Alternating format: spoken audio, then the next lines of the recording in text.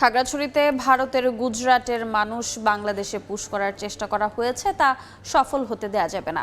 এ দায়িত্ব অন্তর্বর্তীকালীন সরকারকে নিতে হবে বলে মন্তব্য করেছেন জাতীয় নাগরিক পার্টির উত্তরাঞ্চলের মুখ্য সমন্বয়ক সার্জিস আলম। দুপুরে পঞ্চগড়ের আটোয়ারীতে মির্জাপুর 12 আউলিয়ার মাজারের ওরস শরীফ পরিদর্শন শেষে কথা বলেন তিনি। করিডোরের নামে বিদেশি এজেন্ট এসেছে, বিভিন্ন গোয়েন্দা সংস্থা দেশে ঢুকছে, নানা কর্মকাণ্ডও ঘটিয়েছে।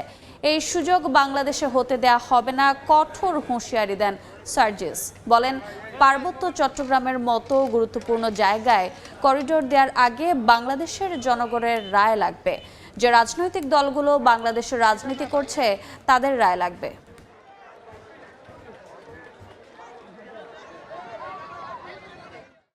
আমরা কখনো এটা প্রত্যাশা করি না যে আমাদের পার্শ্ববর্তী দুইটি দেশ যে কোনো কারণেই হোক না কেন তারা যুদ্ধে জড়িয়ে পড়ুক।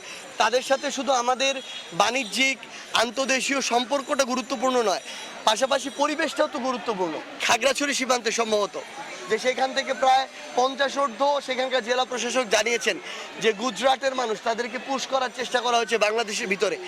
এই রকম যে কোনো ধরনের অপচেষ্টাকে বাংলাদেশে সফল হতে দেওয়া যাবে না। এই দায়িত্ব ইন্টারিম সরকারের নিতে হবে।